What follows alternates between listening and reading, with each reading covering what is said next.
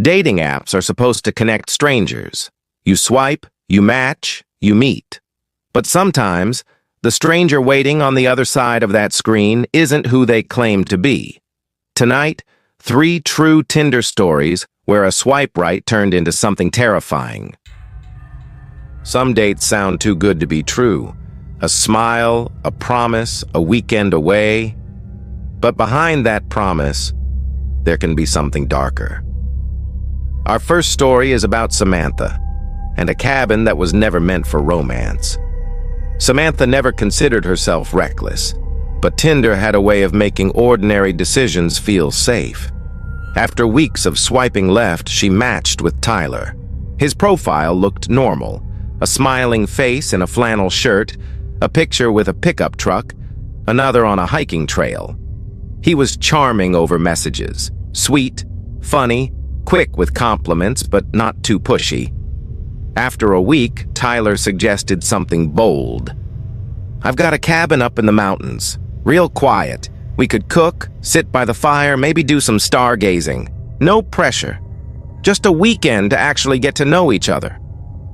Samantha hesitated, but his persistence wore her down. He seemed safe enough. His messages felt genuine. Against her better judgment, she agreed. She drove 3 hours into the Appalachian foothills. The sun was sinking low as her GPS signal died, leaving her to rely on Tyler's handwritten directions. The road narrowed to gravel, then dirt. Dense trees pressed against the path, their branches arching like fingers overhead. Finally, the cabin came into view. A soft yellow light glowed on the porch. Smoke drifted lazily from the chimney. It looked cozy, almost idyllic, like a postcard. But the inside told a different story. The living room was empty. Bare wooden floors, no couch, no table, no signs of life. Dust coated every surface. She frowned, calling out Tyler's name. Her voice echoed back hollow. She stepped into the kitchen. Empty cabinets hung open, their hinges rusted. Not a dish, not a single piece of food. The air smelled faintly of mildew and something metallic. Uneasy, Samantha walked down a short hall toward the bedroom. The door creaked as she pushed it open. That's when her stomach dropped. There was no bed, no dresser, nothing except a stained mattress on the floor, and above it, heavy iron chains bolted into the wall. The ends clinked softly where they'd been left loose, dragging along the wood. Her pulse roared in her ears. This wasn't a romantic getaway, it was a trap. Before she could move, the front door slammed shut. The sound cracked like a gunshot in the silence.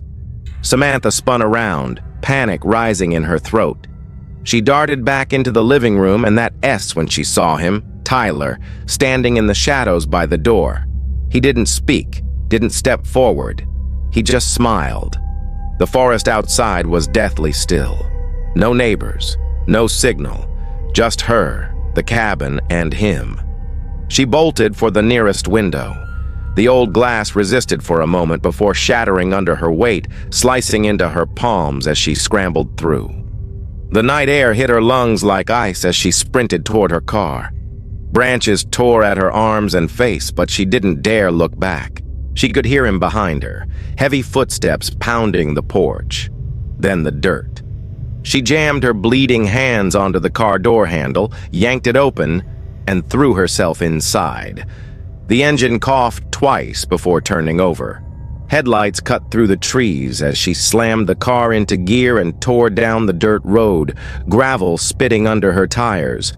She didn't stop until she reached the highway. She didn't breathe until the cabin was miles behind her. When she finally reported it, police searched the place. They found what she described, the mattress, the chains. But they also found a drawer in the back room. Inside were missing person flyers, dozens of them. Faces of young women, all local, all unsolved cases. And yet weeks later, Samantha swore she saw Tyler's profile still active on Tinder. Same pictures, same flannel shirt, still smiling, still swiping, waiting for the next match. And while Samantha barely escaped the woods that night, not everyone's nightmare happens miles away from home. Sometimes, it's waiting just outside your window. I matched with a guy named Chris on Tinder on a boring Tuesday night. His profile wasn't flashy. One picture of him smiling with a golden retriever, one of him holding a coffee cup, and another hiking on some trail. It was the kind of profile you swipe right on because it looks safe, normal, average. We met for coffee 2 days later. The date was short, awkward. He was polite, but off somehow. He laughed at odd moments, avoided my eyes, and fiddled with his sleeve the entire time. After 20 minutes, I knew there wouldn't be a second date. When we parted, I didn't even bother texting him again. I thought that was the end of it. 2 nights later, I was in bed scrolling through my phone when I felt it. An itch at the back of my neck. The kind you get when someone's watching you.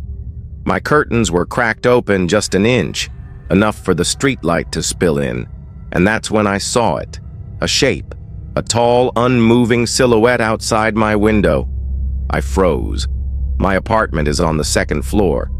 There's no balcony, no ledge, no fire escape, no possible way for anyone to be standing there. My rational mind screamed it was a trick of the light, maybe a tree shifting in the wind. But the figure was still. Too still. I yanked the curtain shut and sat there, heart pounding. I didn't sleep that night. The next evening, just after midnight, I made the mistake of looking again. The shadow was there. Same place. Same posture. Only this time I pulled the curtain wider. It was him. Chris. His pale face was lit by the street light. His eyes locked on me. He didn't smile, didn't wave, just stood there, staring. I dropped the curtain like it burned me. My mind spun with excuses. Maybe it wasn't him, maybe I imagined it, maybe.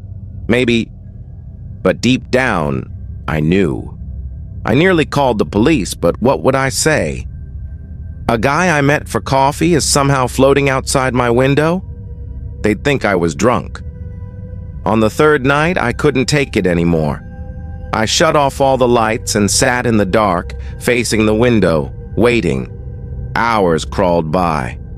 Around 2 a.m., I saw the shadow again.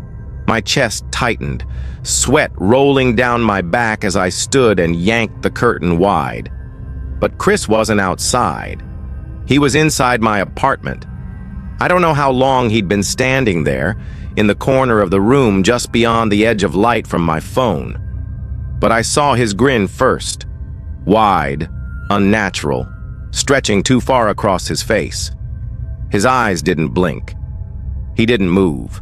And dangling from his hand like some kind of sick joke was a copy of my apartment key. Chris haunted her from the shadows of her own apartment. But what if the person watching you isn't outside your door, but inside your screen? Our next story shows how a perfect match can turn into something you'll never escape.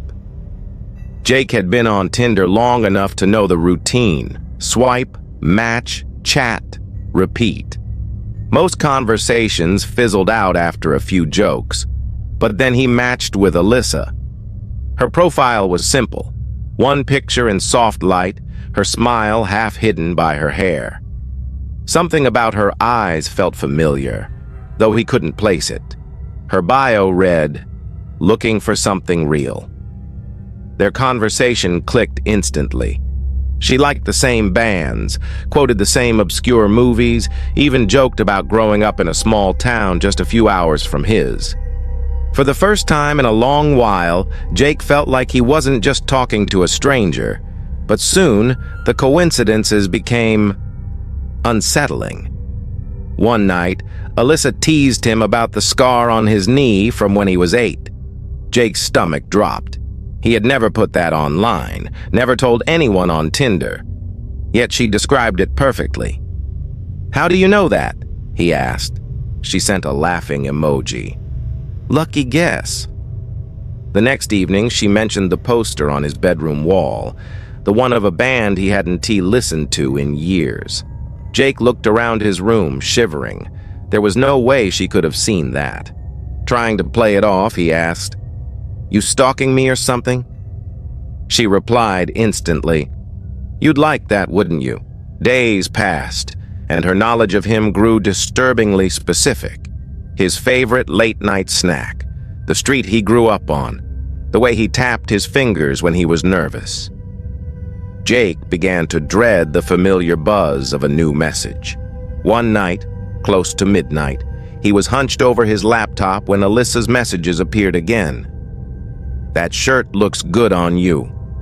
Jake froze. He was wearing a faded red t-shirt. There was no way she could know that. His webcam light was off. His phone was face down. "How the hell do you know what I'm wearing?" he typed with shaking hands. A pause, then came her reply. "Don't turn around. I love watching you type." The blood drained from his face. Slowly, his eyes shifted to the reflection in the laptop screen. Behind him, faint but unmistakable, was the silhouette of a woman, pale, motionless. Jake spun in his chair. Nothing. Just the empty shadows of his room. His hands trembled as he looked back to the screen. Alyssa was still typing. The little dots pulsed in the chat box like she was right there, waiting. That was the night Jake deleted Tinder. He shut his laptop, unplugged it, even covered the webcam with tape. For days, he barely slept, terrified of what he might see if he looked too long into the corners of his room. But sometimes, late at night, when he boots up his computer, a window flickers for a split second before disappearing. And every single time, the name is the same. Alyssa. The message always reads, "I'm still here. And if you think deleting the app keeps you safe, remember Jake, because some matches don't need a phone to find you. So the next time you swipe right, ask yourself, who's really behind that profile picture? Because some matches are real, some are not, and some are already standing in your room."